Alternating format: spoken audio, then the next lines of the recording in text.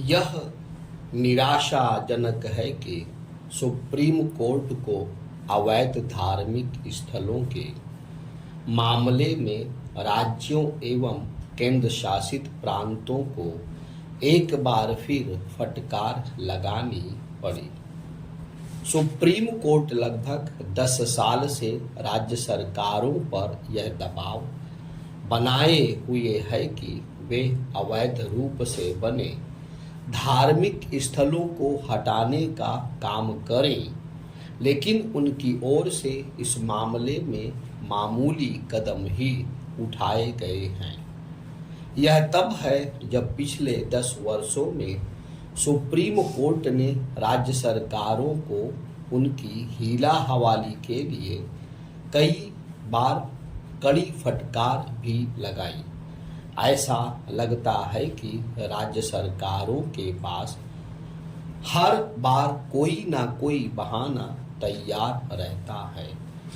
यह ठीक नहीं कि सुप्रीम कोर्ट किसी मामले को अपने हाथ में ले और 10 साल बीत जाने के बाद भी अपेक्षित नतीजा न निकले।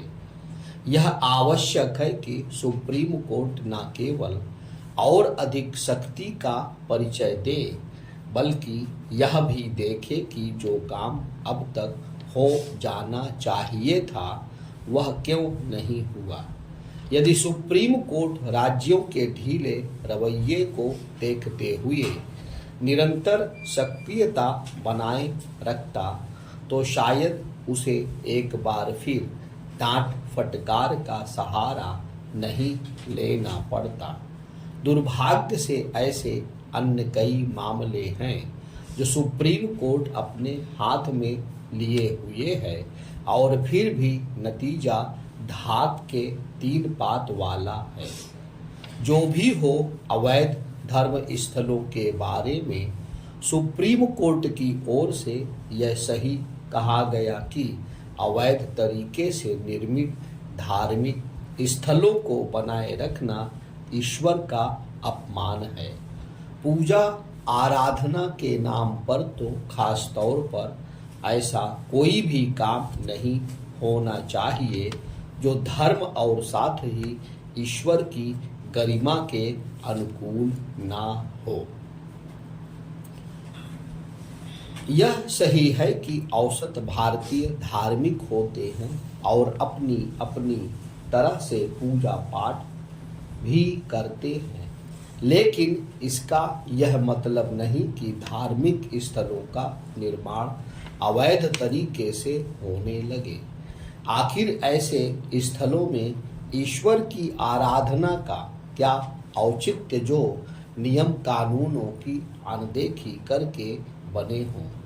तमाम धार्मिक स्थल तो ऐसे हैं जो न केवल अवैध तरीके से निर्मित किए गए हैं, बल्कि जिनके कारण आम लोगों को अच्छी खासी परेशानी भी होती है।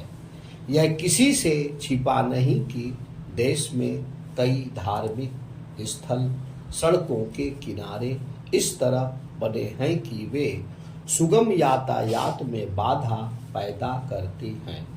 कुछ तो सड़कों के बीच और यहाँ तक कि रेल पटरियों के इर्द गिर्द भी बने हैं। यह समझ आता है कि राज्य सरकारें ऐसे धार्मिक स्थलों को हटाने में इसलिए हिचकती हैं कि कहीं लोगों की भावनाएं न आहत हो जाएं। लेकिन यह आदर्श स्थिति नहीं कि पूजा अर्चना के स्थल समस्या पैदा करने का काम करें।